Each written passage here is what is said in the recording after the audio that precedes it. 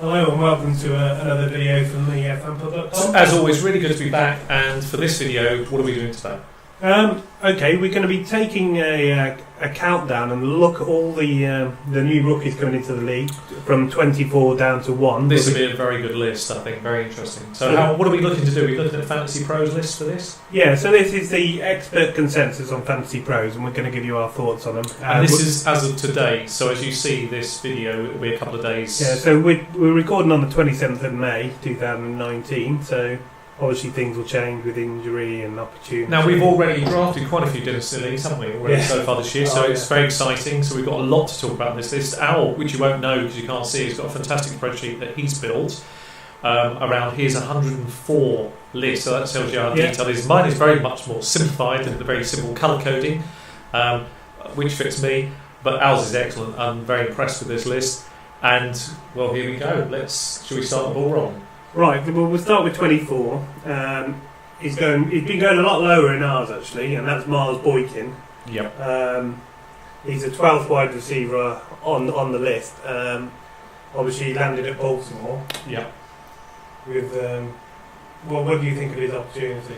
There's a real chance for him. I like the ADP here. I think that's fair. I don't mind paying that price for that ADP. I think that's a pretty good ADP for him. I think that's a reflective there. I'm okay with that. Yourself? What do you think of his ADP? A lot depends on Lamar Jackson, doesn't it? Yeah, I mean that's the weakness with it. Is that his throwing really needs to improve. I mean, I think if let's be more bullish about this. Is it going to be a relevant fantasy pick this year? Probably not. That's the reality of Miles Boykin's situation. Could it be? Could it be? Yes, down the stretch. He's a long-term prospect. Yeah. I personally think there's better value. I wouldn't have him in my top 24. Not because he isn't a good player. He is a good player. But just because I think the opportunity with Lamar's a great player, but he really needs to improve his throwing. Well, I'm just going to quickly look through my top 24. And I'm going to be totally honest with you, and I've got my list right in front of me. He is not, as you will see yourself. My list is back in front here, but there's my top 8, my top 4 rounds, and he is not anywhere on my list at all. So to give you some idea of my own personal list, he's not. What do you think of his opportunity? I think there is an opportunity for some fantasy success, but it's not this year. So I've swerved because obviously what I'm looking for is something for this year and something for the future as well. So we're saying to you, if he's around at 24, there's probably better value down there. Which we'll cover in later videos. Yeah.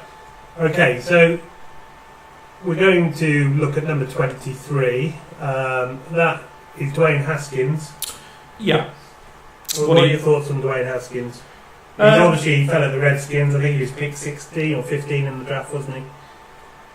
He's got opportunities there, isn't it? It's an opportunity to take the job, let's be honest, isn't it? Do you think he will, and when do you think he'll take the job? I think he will take the job, because Alex Smith isn't going to be ready. Yeah. I think they've got Colt McCoy, but, a perennial bench warmer. He's a backup, isn't he, really? So I think it's a good...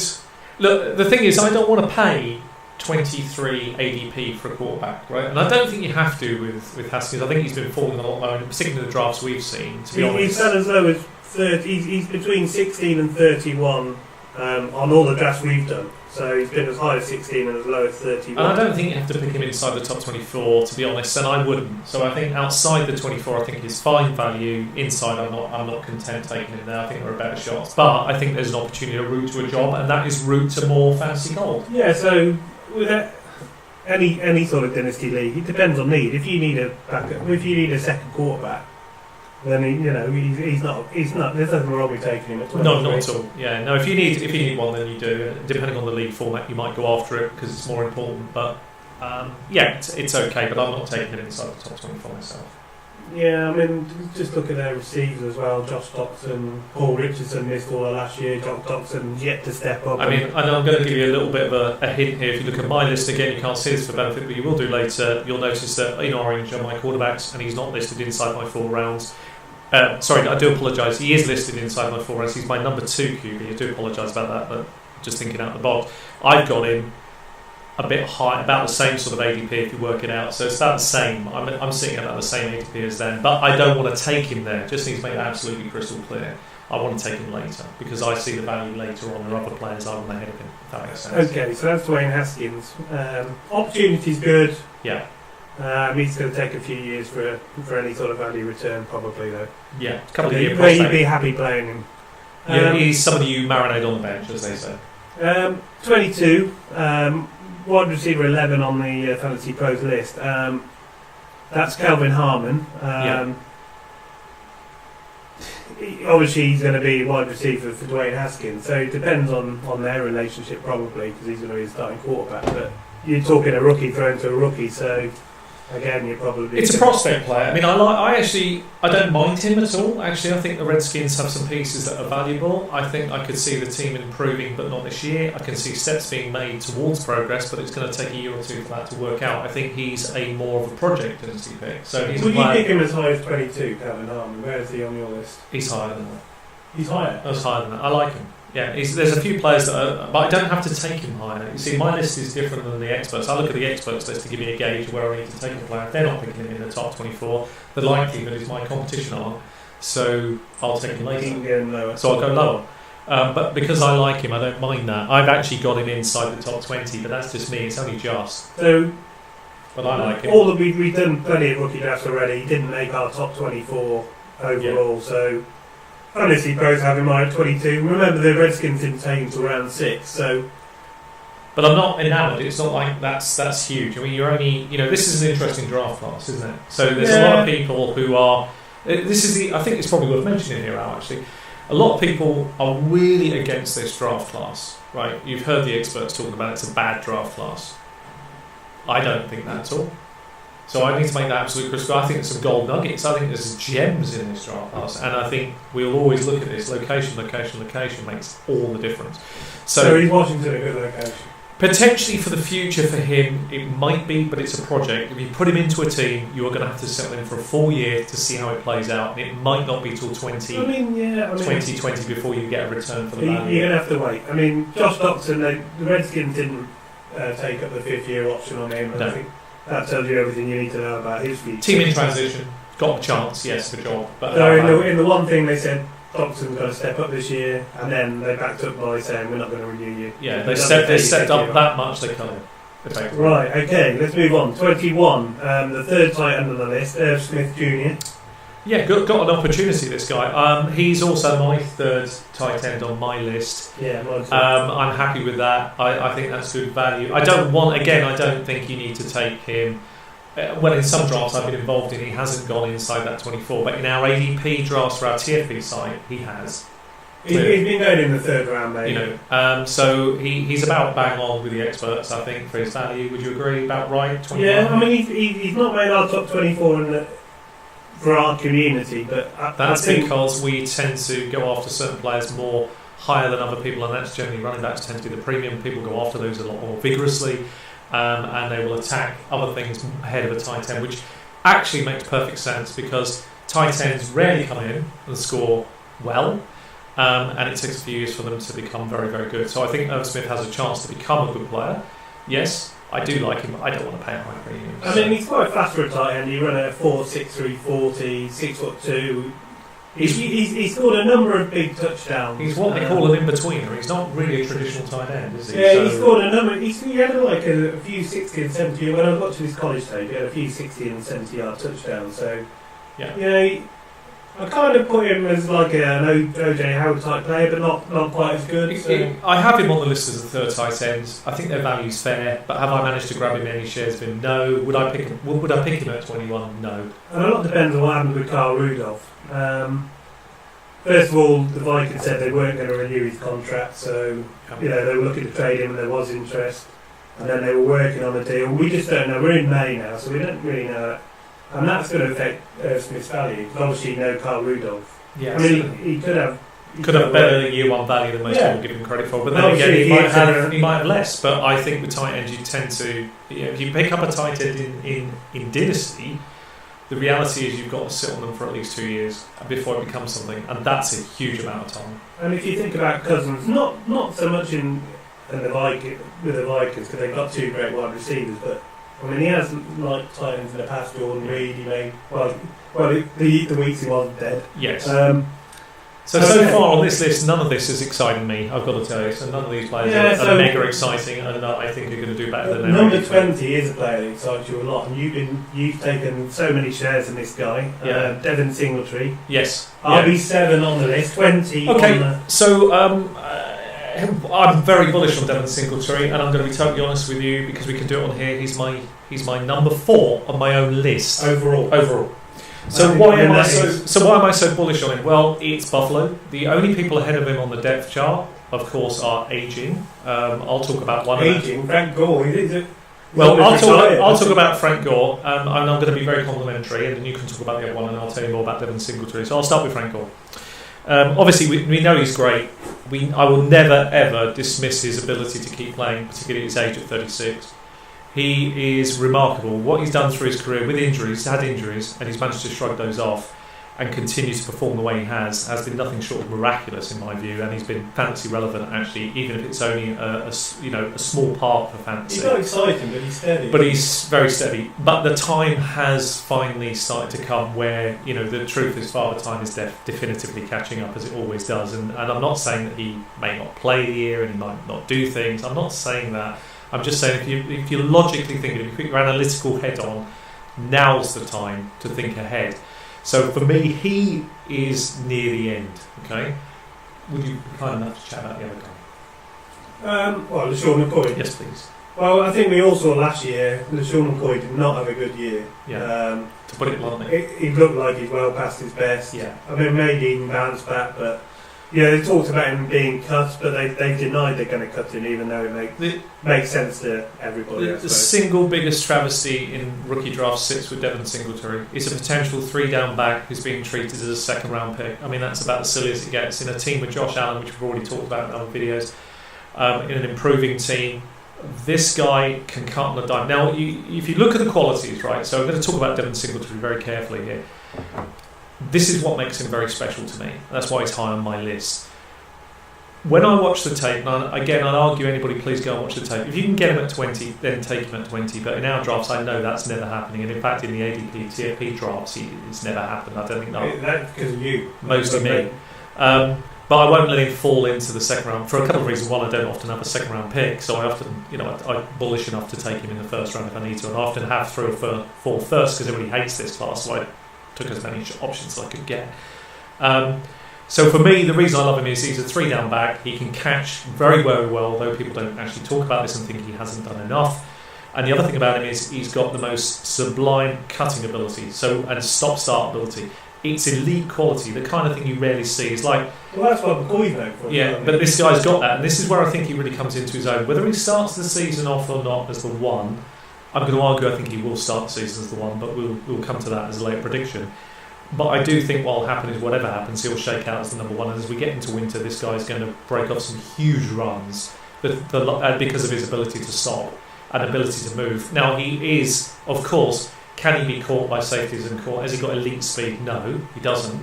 But his ability to cut gives him a yard. That's all a running back ever needs. And all I'm going to say to you is watch this space and see what happens with Devin Singletary. We'll look back next year and people will go, I wish I'd taken him a bit higher than he fell, because I believe that's how good he is. So if you can get him late, if you can get him at 20, you grab that guy and get some shares of him and don't look back. Right. He's consensus 20 overall on Fantasy Pros. In our drafts, he's going average pick of 8.6, so he's 8th highest player overall. I may have had something to do with that. And Sean is mainly responsible for all of that. So that tells you how bullish Sean is. Yeah. If you're a believer in Sean and you've only got to watch our previous videos of last year. You can doubt it if you want to, and that's fine. And I'm very full of doubters, and people often say that's ridiculous, and that's okay. I'm okay with that. If you want to take him, that's fine with me. Leave him. I'll happily have shares of him. Okay. So a very big thumbs up for Devin Singletary. 19 is Andy Isabella. Interesting prospect, this guy. People seem to be very high on him. What's your thoughts? My thoughts are, he's got one. Well, he's going to be playing with Kyler Murray, so we're not expecting a massive, first year. I mean, there's already stories out that Kyler Murray's, performing well with Akeem Butler, I think it is, isn't it? Let's talk. The other rookie they took. But his main attribute is his speed. He's got track speed. So let's He's probably going to be the fastest Let player. me ask you a question. If we assume that obviously Murray will be their quarterback to pretty much start the season off with, Yeah. who are their 3 wide receivers in your view? Oh, you're going to be Larry Fitzgerald because he's still there. Is he still the number one? Oh, yes, of course. Who's He's still there. I mean, he's a legend. Who would you want? He's a legend with the best hands. I agree with that. Who would you say is number 2? Probably Christian Kirk, would you say? 100%, yeah. I mean, he's underrated. Very underrated. So then you're going to be vying for probably the 3rd wide receiver. And I think he's a good 3rd wide receiver who can take the top of the defence. Obviously, Akeem Butler's got size and, it depends how they utilise. I wouldn't say he's going to have a big first year. The big advantage, you see, a lot of people have argued in some of the drafts I've been involved in that, because I'm very bullish still on Kirk, personally. And that's why I've held on to him, because I really like his opportunity. And people will say a lot about Hakeem Butler and Andy Isabella, but the thing is, this guy's already got a year of experience in that playbook under his first rookie year. So and he actually Kirk produced in year 1 quite well actually.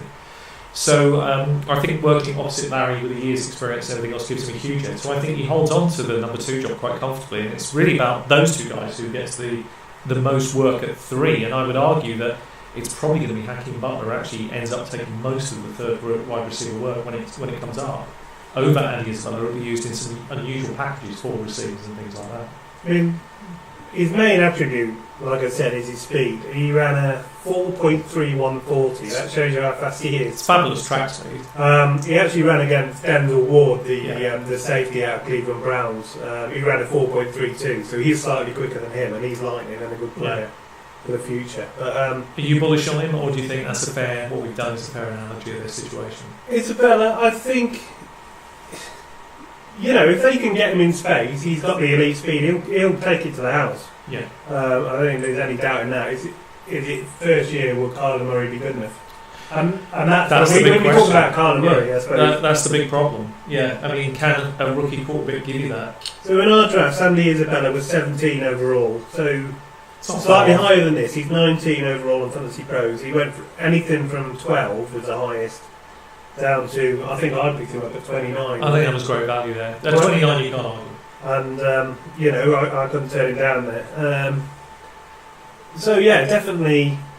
I mean, they took him in round 2. Has a chance, but I suspect, given a rookie quarterback and everything else, let's be honest, this is a player that's going to take time if he develops. I'm not so bullish on him personally. No, I mean, it's all about the speed. I mean, the league is changing into speed kills, doesn't it? I mean, because you can't lay hands on easily. So it's not like the old NFL. Speed will definitely be the key here. It's more RPO and speed is the real definition of what the modern NFL is. So it's all about that. So yeah, definitely has a chance. I wouldn't put anyone off him. Okay. 18, Justice Hill from Baltimore. He's a running back 6. Yeah. He ran a 4.440. He is also my running back 6. So I'm quietly comfortable with his position on the ADP chart. I think in the TFP side we've been a bit more bullish on his value. I think he's higher on the TFP. I wouldn't be surprised to see it's more like a 12 to 14 range when you bring up the stats on him. Is that proved to be the case? He's 15 overall. He's gone anywhere from number 10, as high as 10, to as low as 20. Okay, so I think that's fair value. I think realistically, if we're thinking for this year, does he have standalone value? Some, but you're having to pick a high pick for him. But the truth is, it's Ingram's backwards. Yeah. And until he goes, I mean, Justice Hill, and we won't know then because a year down the line or 2 years, they may have changed tact. Anything. I mean, this last year we talked about Alex Collins, and yeah. But he's arrested and not got a team at the moment. So I'm more 6 is fair because the opportunity is there. So I'm okay with that. But I haven't actually had any shares of Justice Hill because generally I don't have many second round picks. I mean, Baltimore do love the run. I mean, the run pass option with Lamar Jackson, they're probably going to use. But Ingram can do all of it. Yes, of course. He's a 3 down back, and they're going to run him into the ground. He's in the final couple of years of his life. So in terms of NFL, I don't mean he's dying, of course, but. He's going to do very, very well, and Ingram has proved to be a really good back, and I think that's a great fit actually. Ingram and the ball score seems like a great fit. Redraft, perfect fit. You don't mind it. So you probably it's long term value. What we're saying. Yeah, it's after this year unless something happens to him. Yeah. Okay, number 17, Damien Harris. Obviously, New England. Big problem. Quite crowded. It's a big issue, isn't it? I mean, it's a very high pick for a player. I can't really. I mean, yes, of course, I've got him on my list, but that's logical and sensible.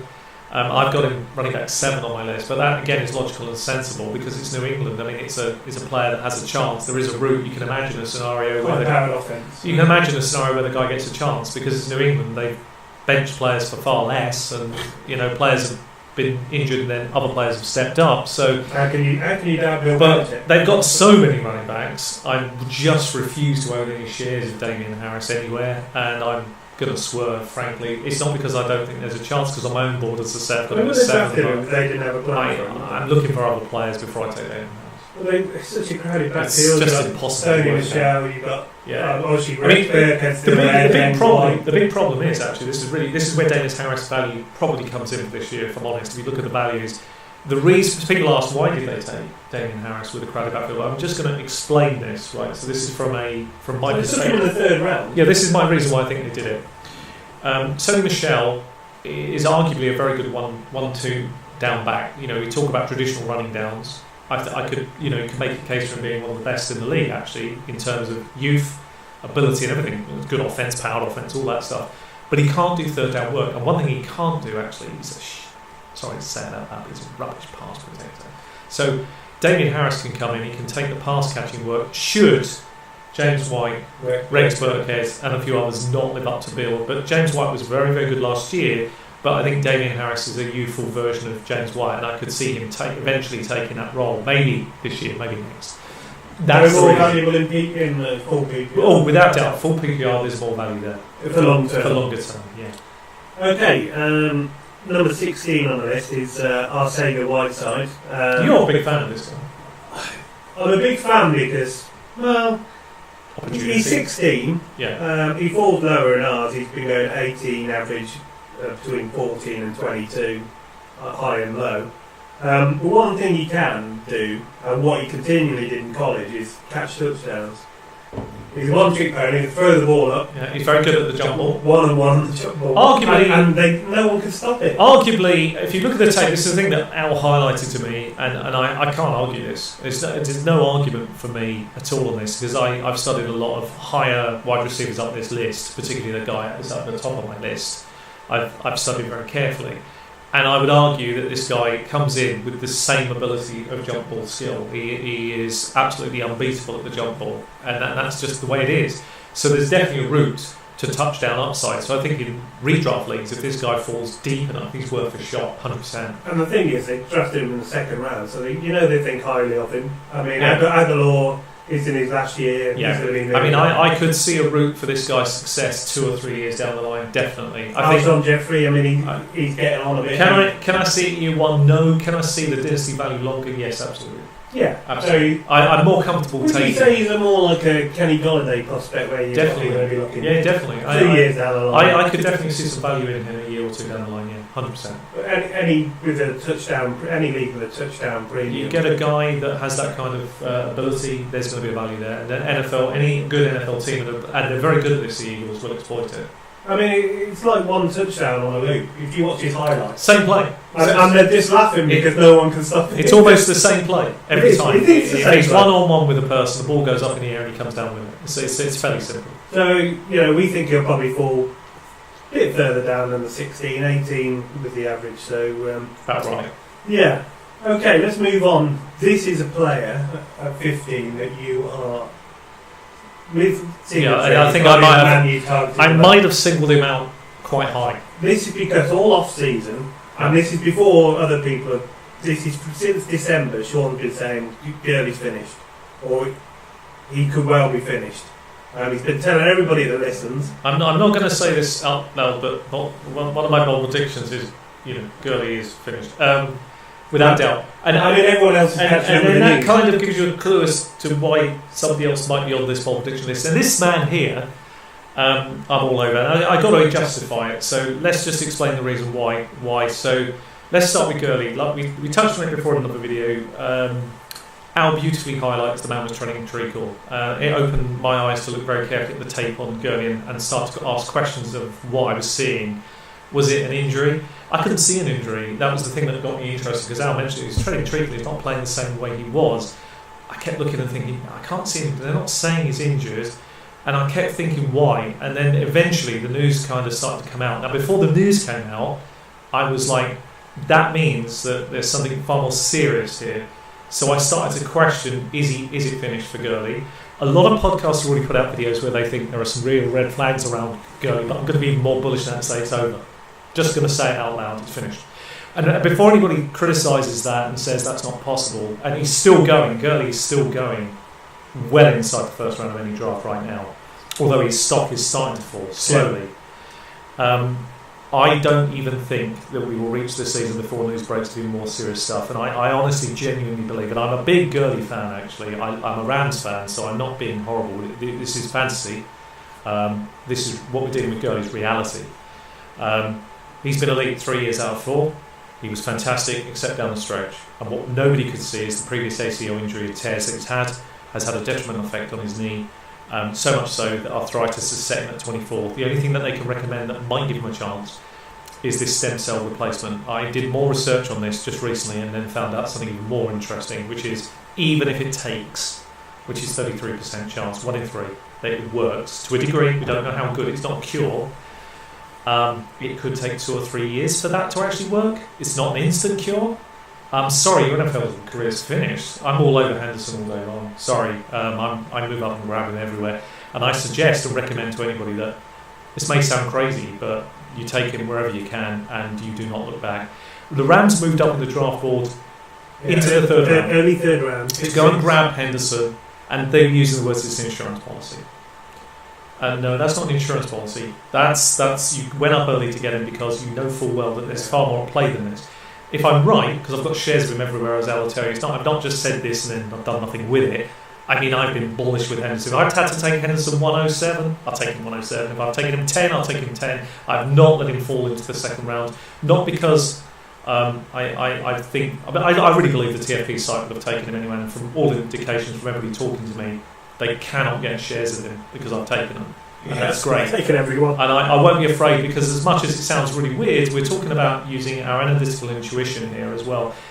These leagues obviously have a cost associated with them, where you're trying to match up heads against other great people. I respect everybody in our TFP community, and the only way I'm ever going to get an edge is if I'm bullish enough to go after it. And if I'm right, I'll get the bonus everywhere, and if I'm wrong, I pay a price. But I haven't paid a bigger price than people think, because I already had 2 or 3 first round picks in most drafts, and sometimes 4, because I love this draft class, and he's one of the reasons why he fell to the perfect team. Well, let's just look at the stats. So, Fantasy Pros has him at 15. Yeah, it's way too low. In ours, I mean, yeah, too. his average, he's been going 6 overall on average in ours.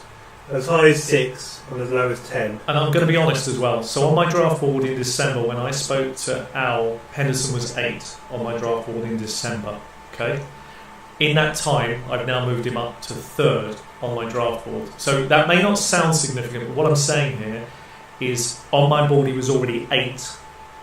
I moved him up because I realised how powerful this potentially is, and we may look back and that might have been a great bit of insight or a very bad bit of insight. But it's well worth. That's how much I respect the value of him. You front the life out of everyone in that community. Yeah, so I've got no one will draft early now.